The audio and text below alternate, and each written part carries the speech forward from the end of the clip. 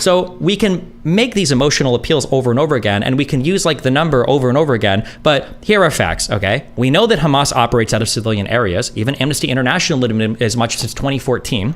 We know that there are videos of medical people running and grabbing guns and giving it to Hamas fighters. We can watch those videos on YouTube. We know that Hamas has tunnels that it's built that operate underneath civilian infrastructure. We know that Hamas uses hospitals to bring captured hostages to. We know that Hamas used Al-Shifa as an interrogation site. Again, even Amnesty International and the UN said as much. We know that Hamas has fired rockets out of refugee areas and out of other medical operating areas. We know these things are true, okay? We know that. And we also know that Israel has been pressured to allow more humanitarian aid in, and they acquiesced to that pressure. We know that Israel gave the northern Gazans warning on when they were supposed to leave, told all of them to evacuate the area before the bombings began. We know that Israel makes phone calls to certain buildings or houses to tell people that you need to leave. And we know that Israel does roof knocks before they bomb these things, okay? We know every single thing that I just said, and we can fight over any of these you want. These are all undisputed facts that are verified by third-party international orgs, some of which are quite hostile towards Israel.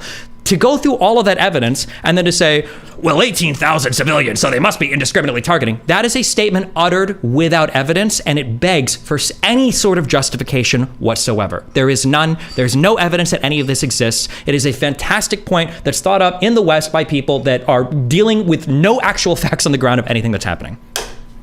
Thank you. There's a lot to respond to. Yeah. No, those 19,000 civilians are not dead. Is that what I said? I mean, you said that there was no evidence that the 18,000 people had died. I don't know. I said there's no evidence that they were being indiscriminately targeted or intentionally killed by Israel. It was all an accident. Do you think they were intentionally trying to kill civilians? Oh, definitely. Then why didn't they kill more? Why only 19,000? Because they're doing it in a way where they have plausible deniability. Look, I'm sorry, I'm going to do my first insult, but for schmucks like you to go, well, they were moving them and they were being super gentle and they surrounded them with pillows and they warned them, and they killed 20 times as many civilians as Hamas did, but golly, it was all an accident. Gotcha. And I'll let you do your whole thing. I'm just curious, do you have a single shred of evidence for any of that? That's what I thought. Okay, you can do your whole thing, but you have no evidence. You have no evidence for the indiscriminate targeting of civilians. People are dead. Are you just going to keep repeating the number? We can count if you want. We can spend the rest of the room counting up to 90,000. Not civilians. I'm saying they're not indiscriminately targeting civilians, and if you have a single shred of them indiscriminately targeting civilians, I'd like to hear it. Targeting civilians. Yes. Yeah. So my contention is, since they're dropping 2,000-pound bombs, dumb bombs, 29,000 bombs, etc., and they've killed 19,000 people, which are almost all civilians, but even if you take the IDF numbers, over 3/4 are civilians. My contention is that's not an accident. Cenk, can you respond to what Destiny said? He gave out a list of things saying that because Israel do all of these, therefore they're really trying to take security very seriously. Yeah, I'm going to address that. But wait, so my contention is they didn't accidentally kill a disproportionate number of civilians. So you're saying your contention is they were trying their damnedest to not kill civilians. Well, but the difference is you can say that in a goofy voice, but I gave you evidence of that. Cenk, I gave you evidence of that. Cenk said you're going to respond to those points of evidence. Yeah, you can try to put my side in a funny voice. I'm not using a funny voice. I'm saying that Israel allows in humanitarian aid at Western pressure. Israel delayed the invasion to give people time to flee. Israel told everybody in northern Gaza that a military conquest was coming, and Israel does do door knocking, and Israel does call buildings. These are all very strange actions from somebody that is trying to maximize civilian casualties. Yeah, they're not at all strange. They're exactly what you would do if you wanted plausible deniability as you massacred civilians and committed war crimes. To actually put leaflets or to tell people to move away? How's that plausible deniability? Isn't that trying to take security very seriously? Yeah, so in the beginning, when Israel had more brakes in the car, they would actually do the door knocking and the leaflets that you guys mentioned. And then tons of civilians would die, but it was plausible deniability that was not unbelievable, right? And so I remember thinking that's not nearly good enough, but hey, they're trying, right? Now they've gotten to a point, there's no door knocking in Gaza, okay? And leaflets, what difference would it make? They're all squeezed into a tiny little area. Okay, so then now when you look at the actual facts on the ground, Destiny made it seem like it was like a humanitarian thing that they moved them from the north to the south. No, that's called ethnic cleansing and mass relocation. It was actually a hallmark of the Armenian genocide. that the Turks moved the Armenians to a place that was safer. Same thing with the Bataan Death March, the Chairlift Tears. All of that ethnic cleansing is the definition of a war crime. You made it seem like it was humanitarian. Then once they got them into the South, then they started bombing the South. There's literally nothing humanitarian about it. It's just one war crime that compounds another war crime. It's not even close. It's the size of Vegas. They moved it to half the size of Vegas, and then they started dropping bombs on the South. It's totally indefensible. I am speaking out against terrorism that is coming from Hamas or any Palestinian side, and I'm also speaking out against what I think is terrorism from the Israeli side, as they kill 20 times the civilians that Hamas did. You, on the other hand, seem to be saying the Palestinians do terrorism wherever they go, and they're terrible, and we have to keep an indefinite occupation. But the Israelis, when they kill disproportionate number of civilians and 20 times the civilians that Palestinians do, are not doing terrorism, are the good guys, and it's all just an accident. And that's why I do the voice, Destiny, because that seems ridiculous and totally not believable. What else could Israel have done to minimize casualties? I'm curious. Yes, I have that too. Okay. So, and I am not saying this today. I said it on the day of. What they should have done is something that is very hard but doable. Special forces. So it's not going in there and saying, "Hey, Hamas, it's okay that you." No. We're talking about within how they're doing right now, as far as No. Even day of. What is this special forces talking point is brought up over and over and over again. I don't know if it's ironically as the professional video game player. I don't know if people are watching too many movies or video games. You don't send special forces into a densely urban populated area and have 100 soldiers kill 5,000 enemy combatants. That's not how special forces work. Most of the time, these are either serving for highly specialized missions or they're serving in support roles. What do you mean send in special forces to remove Hamas? Can you tell me what that operation looks like? Yeah, so it would involve some degree of ground invasion. I understand that, and but it would not involve indiscriminate bombings. I'm sorry, the very targeted bombings that just happened to accidentally kill all those tens of thousands of civilians. It would have involved ground invasion. Obviously, you clear some degree of path to get to the tunnels, and then you send people inside the tunnels. Now, that is very dangerous. But that's the whole point of special forces. But if you go inside the tunnels, number one, you get to Hamas much more efficiently. Number two, you might actually rescue the hostages. Instead, by just sending people into tunnels that the enemy has built and knows the entire layout of and has every control over, you just send random special forces that, is it like a nation of Rambos? Or the hard fighting. You don't want to actually rescue. It's not about the hard. You don't want to actually. It's not about the hard fighting. You just want to drop bombs because it feels good. Cenk, has this type of military occupation or operation ever been performed in any part of human history? Are you referencing anything in reality when you talk about utilizing special forces this way, or is this a totally fantastical point that people have invented that has never worked? Well, first of all, the U.S. fought huge battles inside Iraqi cities, Mosul and otherwise, and those were horrific and deadly. But they did not incinerate Mosul. They did, and there was plenty to blame there in what happened in Mosul. But yes, they spent guys on the ground, including special forces, to get the bad guys. That wasn't terrible. That wasn't special forces. It partially worked, and it worked a lot better than dropping 29,000 bombs on Mosul. And remember, in Mosul, we never dropped a bomb over 500 pounds because we thought that was a war crime. What? We dropped of course we dropped bunker busters in Iraq. Where do we get this idea that we never dropped a heavy bomb? No, there's a giant difference. Let me clarify. Bunker busters are usually in open spaces. The 500-pound bomb rule, and 500 was a super max. And normally we wouldn't go that high either. And this is New York Times reporting. We would never drop in residential areas. And Gaza's all residential areas. Okay, so then the bunkers and everything we're looking for are going to be under residential buildings. So what do? Do you just not bomb them? For Mosul, we had air support. We had a military force invading with a full fleet of support. It wasn't just special forces. That's absolutely not true. No, I just told you that. I said ground forces, just like America had ground forces, and then you send the special forces inside the tunnels. If you say, it's too hard, the IDF can't handle it, they're scared, they don't actually want to fight Hamas, then what are they doing? Why do you keep saying they're scared? First of all, you're fighting terrorists that are operating out of civilian infrastructure. These are the most cowardly ways you can ever conduct. No, that's insane. What's insane? What part of that was insane? Yeah, the insane standard is, hey, you're all in an open air prison. Some of you are trying to fight back and you're in the tunnels. Oh, because some of you are trying to fight back, I'm going to bomb not the tunnels, but the civilians that aren't fighting back.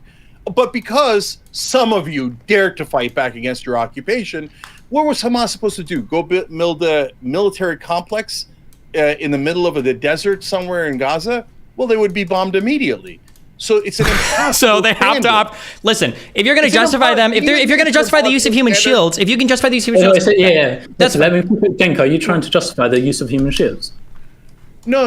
I reject completely the use of human shields. That's what you just justified. You said, what are they supposed to do? Are they supposed to fight actually like a military, or are they supposed to operate out of civilian homes? Like, no. Okay, listen, guys. First of all, the Israeli Defense Forces uses human shields. There's pictures and video. Good pivot. No, you're talking about the kid on the back of the truck. This is BS, but go ahead. Yeah, no, it's not BS. They put kids in front of them and literally use them as human shields. There is no equivalent in even among the awful Hamas. Instead, Hamas is in Gaza. Gaza is a giant residential area the size of Vegas. And then when you bomb their civilians, you go, well, they're in Gaza. Hamas is in Gaza.